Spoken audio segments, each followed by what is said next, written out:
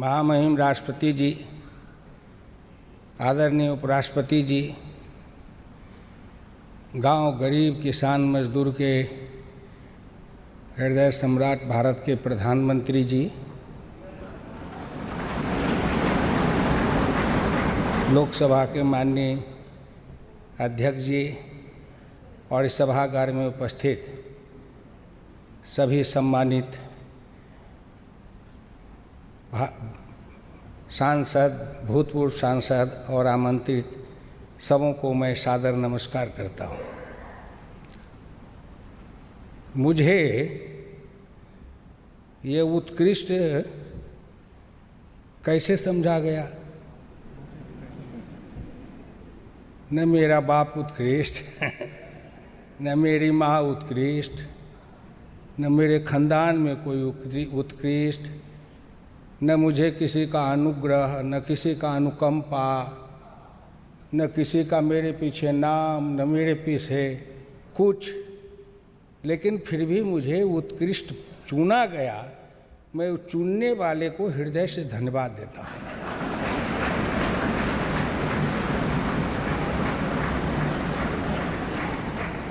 भाई, आपने ये गांव के कीचड़ में से हीरे को कैसे पहचान लिया?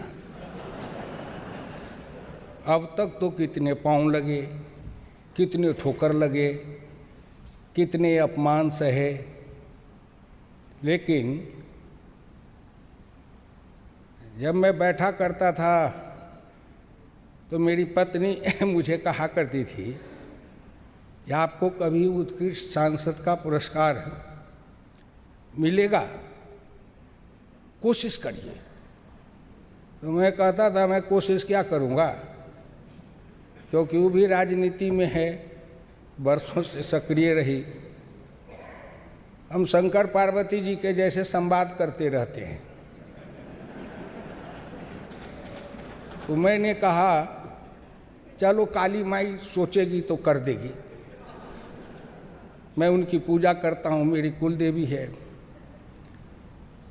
लेकिन जब सिल्लीगुड़ी के एक मजदूर मुसलमान भाई को पद्मश्री की पद्म भूषण का सम्मान मिला, तो उस दिन मेरे मन में ये भाव जगा कि अब मैं उत्कृष्ट सांसद का पुरस्कार अवश्य ले लूँगा।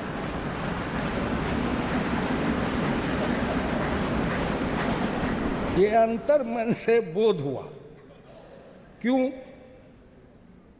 तो मैंने कहा कि भाई, यहाँ दिल्ली से बैठे बैठे प्रधानमंत्री जी और ये पद्म पुरस्कार देने वाले जो लोग होते हैं, उनकी दृष्टि वहाँ सिल्लीगुड़ी के एक चाय बागान के एक गरीब निर्धन मुसलमान के को देख लिया, चुन लिया इतनी दूर से। तो मैं तो उनके पास हमेशा रहता हूँ, मुझको कैसे नहीं देखेंगे?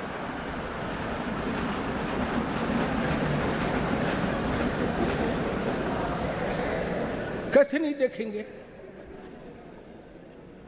लेकिन साहब, मैं धन्य भाग्यशाली हूँ कि आखिर मुझे देख लिया गया। और आज मेरे गांव के लोग टीवी पर देख रहे होंगे, उनकी छाती कितनी फूलती होगी।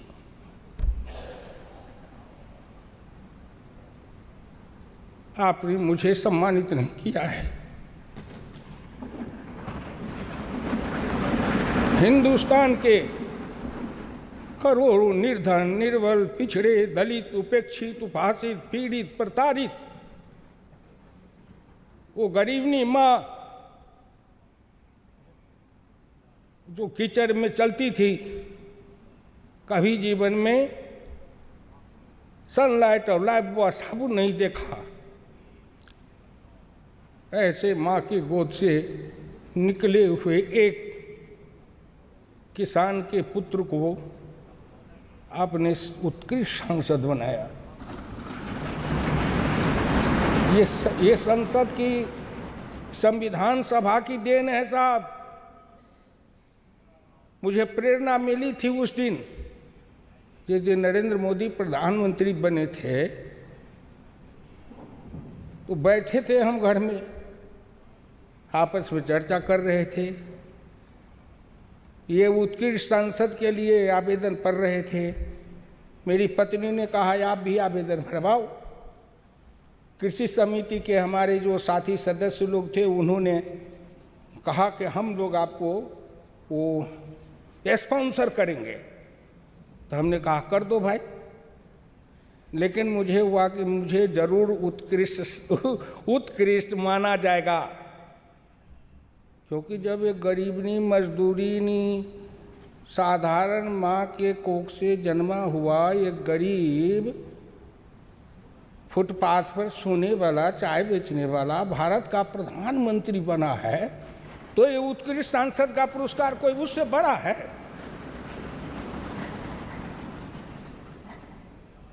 मुझे क्यों नहीं मिल सकता है?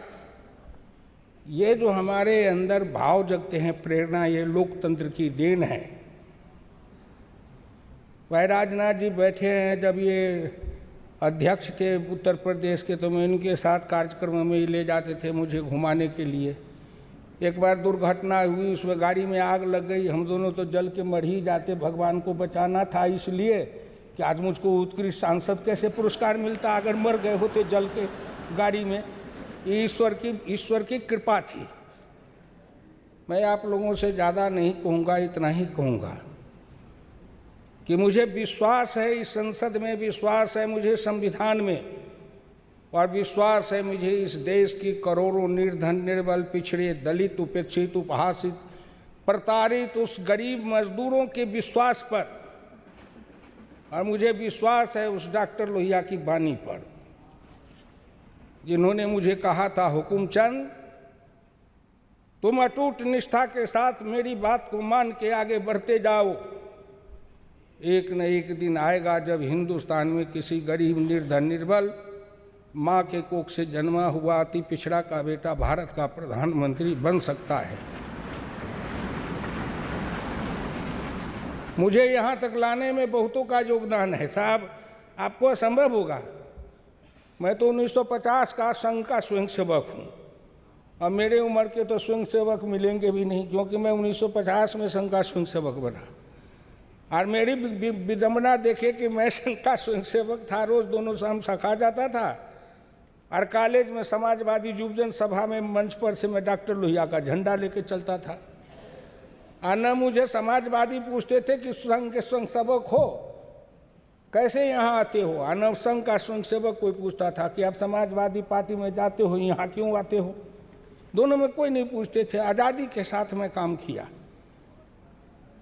मैं प्रार्थना करूंगा, धन्यवाद दूंगा कि मेरे ऊपर डॉक्टर लोहिया और चौधरी चरण सिंह जी हैं, और एक कर्पूरी ठाकुर बिहार के थे, निर्धन, निर्बल, मजदूर, बासी भात खाने वाला नाई का बेटा, वो मेरे साथी और बिहार के नेता थे। उनके साथ साथ मुझे पंडित दीनदयाल उपाध्याय के भी जीवन का मेरे ऊपर बहुत असर पड़ा। मैं उनकी गरीबी में रहते हुए उन्होंने जो देश को एक प्रकाश दिया था, रोशनी दी थी हिंदुस्तान के अंदर, उन्होंने एक जमात खड़ा की थी, उसके लिए मैं उनका मेरे ऊपर असर है। लोगों को ये आश्चर्य लगता है कि मैं ऑल इन वन कैसे बन गया। मैं स्वयंसेवक भी बन गया, समाजवादी भी बन गया, लोहियावादी भी बन गया, चरण सिंह के साथ भी, कर्पूरी ठाकुर के साथ भी, और दीनदयाल जी का भी गीत गाता हूँ। तो भाई हिंदुस्तानी हूँ मैं। इस देश में सर्वधर्म समभाव है, सर्व समाज समभाव है। दीनदयाल जी कहते थे समरस समाज, डोरिया कहते थे समता समाज। इसलिए मैंने उसको अपने जीवन में अंगीकार किया है कि सबकी गीत मैं गाता हूँ, भारत की गीत सुनाता हूँ। मैं गांव से रहने वाला हूँ, मैं गांव की गीत सुनाता हूँ। मैं किसान का बेटा हूँ, किसान का गीत सुनाता हूँ। आप सबों को धन्यवाद, बहुत बहुत आपके प्रति अनुग्रह है कि आपने मुझे उत्कृष्ट सांसद बनाया। भाई जब नाम सुनता हूँ उत्कृष्ट, तो मुझे लगता है कितना बड़ा हो गया मैं।